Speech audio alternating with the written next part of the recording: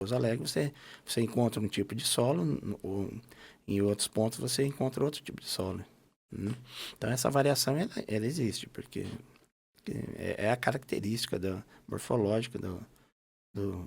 Para fazer essas perfurações, além da análise de solo, tem, tipo assim, algumas, eu não vou ter aqui, questões ambientais? Por exemplo, você teria que ter leis ambientais para você poder estar fazendo essas perfurações? Sim, na verdade, eu vou falar pela nossa empresa. Nossa empresa, nós trabalhamos só em obras que já tem alvará definido, né? Então, Ah, tá. nós entramos obras dentro do alvará, tanto zona rural como zona urbana. Então, imagino que todas essas obras estão encaixadas dentro desse contexto de aprovação ambiental, né? Ah, tá. Aí, por exemplo, seria tipo assim, se eu quero construir, eu que tenho que ir atrás de um alvará, fazer o Sim, licenciamento, tudo certinho sim. para a empresa chegar e É, fazer o a trabalho. nossa empresa, particularmente, nós só executamos os projetos já definidos, né? Definidos, aprovados pela prefeitura, feito pelo engenheiro autor do projeto, responsável pela obra. Então, nós fazemos esse segmento. Aí, dentro desse projeto, nós vamos lá e fazemos o necessário. Às vezes, diferencia um pouco o que está estabelecido no projeto, sempre houve uma mudança, porque como a sondagem, vou voltar na sondagem. A sondagem ela é um instrumento de orientação, né? Ela não é um instrumento que decide o que vai ser feito. Ela te dá orientação para você definir o tipo de fundação e dimensionar a sua obra. Mas muitas vezes pode haver uma variação entre a sondagem e o que você encontra em outros locais, porque a sondagem ela é pontual, ela ela não determina a uniformidade do solo dentro desse lote, entendeu? Como são pontos, são amostras de pontos, pode ser que pode ocorrer variações numa mesma obra, entendeu? Aí a gente entra, faz esse ajuste, informa, informa conjuntamente com o autor do projeto para definir a melhor condição e segurança da obra. Sim. Não tem problema a gente voltar a falar de alguns assuntos, tipo a sondagem, porque vai fazer parte aqui, né? Então a É, gente vai estar sempre a sondagem, voltando a alguns contextos, sim, a né? sondagem é o carro-chefe, né, A sondagem, para mim, assim, eu fico imaginando, já é uma parte que vai sondar ali como sim, que tá como que vai ser a estrutura, no meu contexto, né? ela é o Sim. ponto de partida, né, para qualquer fundação, Ah, qualquer construção, né? interessante. E é muito importante, né? É muito importante. Porque eu fico pensando assim, se você vai construir tudo que você vai fazer na vida, né? Você tem que ter uma boa base. Sim, E a base começa com o estudo, é um bom início de preparação, né? A sondagem é um início de preparação, com né? Fica certeza. até aqui Fica até aqui a minha orientação aos clientes que nunca deixem de fazer sondagem. Pode parecer alguma coisa dispensável, mas pode ser que não seja. Na verdade, não é, né? Então, ela tem um custo muito baixo para você abrir mão disso. Você provavelmente, certamente, vai eliminar muitos riscos ou surpresas indesejáveis numa obra com uma boa sondagem sendo feita. Isso a gente tá falando, tipo, às vezes que você faz uma economia em curto prazo, né? Sim, A longo prazo, você tem um prejuízo muito grande porque você não fez uma base boa. sim. Né? Um estudo adequado, tudo, né? Ou até mesmo, sem uma sondagem bem feita, você pode fazer um dimensionamento e gastar um dimensionamento gastando mais dinheiro do que o necessário. Você pode até fazer uma obra que vai te atender estruturalmente, mas não vai ser a melhor, viavelmente mais econômico. Outro dia a gente até teve uma entrevista aqui com outro engenheiro, né? E a gente até falou, né? Vocês não trabalham tipo com só um projeto, né? São sonhos que as pessoas vão construir. Então elas têm que construir com a base firme, né? Hoje Sim, dentro desse tema de hoje que a gente traz aqui. sem Né? dúvida. Caio, Vamos aprofundar um pouco mais na questão de tipo de estacas, né? Porque vai ter muitas pessoas que vão estar nos assistindo e alguns compreendem, outros não, e outros depois vão procurar, né, compreender um pouco mais. Quais são os tipos mais comuns das estacas, né, que são utilizadas no Brasil? Você pode citar exemplos para a gente? Como que são? As estacas, fundamentalmente, elas têm uma divisão, né? São as estacas moldadas em loco e as estacas pré-moldadas. O que é moldado em loco? O processo de trabalho da estaca ele é feito no próprio local. A perfuração, o lançamento das armaduras, a concretagem, tudo isso, o controle tecnológico das estacas, ele é feito exatamente no local da obra, por isso que chama-se in loco. Já as estacas pré-moldadas, por exemplo, são elementos estruturais, tá? Ela pode ser ou aço ou concreto, são elementos estruturais que eles já vêm preparados, todos ensaiados dentro da norma, todos dentro do dimensionamento de cada obra, para você fazer simplesmente a cravação, a inserção deles na obra. Propriamente dito, a obra de fundação. Né? Então, eles já vêm pronto, tecnologicamente já testados, ensaiados, em tese tudo pronto. Fica só o controle das fundações mesmo, a fundação propriamente dita executada. Já as moldadas em loco, não. Todo o processo é feito no próprio local na obra. Desde a escavação, controle executivo e controle tecnológico dos materiais utilizados. Interessante. Também tem algumas coisas aqui, assim, em relação, tipo, às estacas. Como que elas são, tipo, cravada, hélice contínua? Como que é essa? A estaca cravada pré-moldada, né?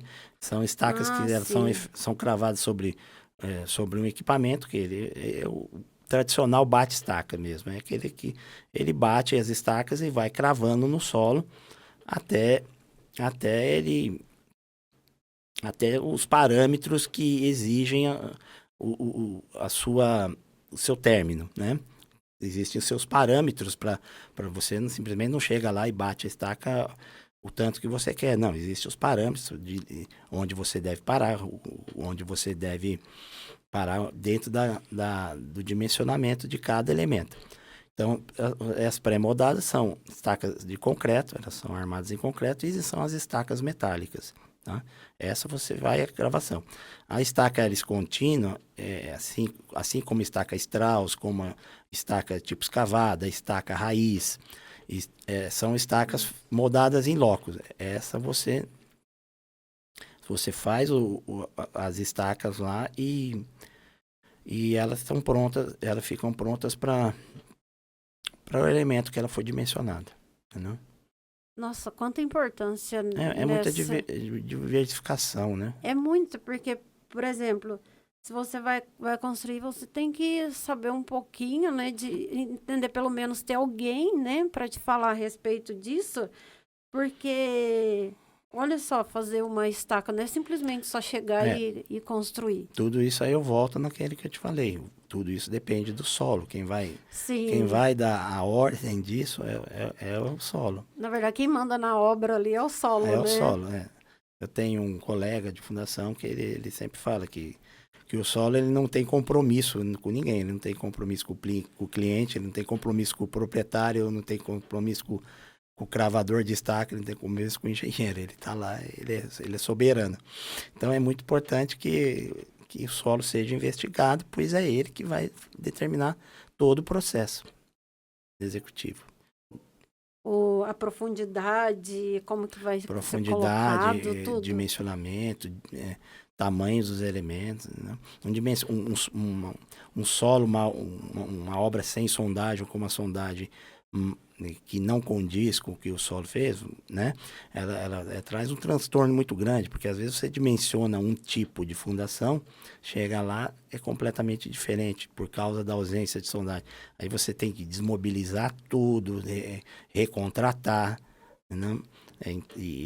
É um processo chato esse de contratação, de mencionamento, esse ponto de partida da obra. Então isso causa muito transtorno, de prejuízo financeiro, atraso em obra. Então, o estudo do solo ele é vital para uma boa início de obra, uma boa fundação. Com certeza. E a gente estava conversando um pouco antes, né? Aqui nos bastidores, a respeito até do quanto é importante você fazer o estudo, né? Tudo antes, porque vai ser pouco tempo, digamos assim, de uma construção onde isso vai perdurar por muitos anos. Isso é. A fundação ela é dimensionada para a vida útil, para a vida toda da obra, que muitas vezes ultrapassa a vida nossa, né? Sim, o nosso período de vida. Com certeza. Né? Fica aí pros sucessores, né? Digamos assim, para os filhos, para os netos, para os bisnetos. Sim. Então, é muito importante. Claro. Dentro aqui dos tipos de estaca, você pode explicar para a gente um pouco mais sobre a diferença que há entre o pré-moldado e o in-loco? Você já explicou. Sim. Mas quando que eu faço um e o outro vai depender sempre do solo? Sempre do solo. Às vezes não é somente o solo que faz essa determinação. Por exemplo, as estacas pré-moldadas, ela tem um agravante, porque ela é cravada. Como que ela é cravada? Em torno de energia, né? Pancada. E você imagina, você vai cravando, entre aspas, postes, né? São elementos estruturais de concreto e poste. Então, existe a energia de cravação, existe um problema de impacto. E outra, existe um problema de deslocamento desse solo que está sendo, entre aspas, empurrado para algum lugar. Então isso, se houver vizinhos, uma vizinhança muito próxima, pode ocorrer danos a essas casas. Então, quando você adotar uma estaca pré-moldada, você tem que tomar muito cuidado com esse entorno, entendeu? Porque você acaba sendo quem crava, o autor do projeto, o próprio cliente, ele acaba sendo responsável também pelos danos eventuais que possam ser causados aos vizinhos, né? Então, tipo assim, antes de qualquer construção, ainda teria que ser analisado isso, os danos ao redor, né? Existem lugares que você o solo permite que você adote uma cravação de pré-moldadas, ou ele permite que você adote uma execução de hélice contínua, mas todo esse entorno também deve ser avaliado, né? Por isso que nós somos engenheiro civil, né? A gente tem que lidar com a parte civil não só da obra, mas de todo o entorno, a responsabilidade civil. Eu estava pensando aqui, eu ia fazer a pergunta, mas na verdade eu acabei voltando assim, porque vai sempre depender do solo. Se você for fazer, né, ou se você pegar uma construção, tipo uma terraplanagem, vai ser muito diferente de um solo que já é compactado? O tipo de estrutura de estaca que você vai fazer? Não, aí depende do que você vai construir. Vai construir, né?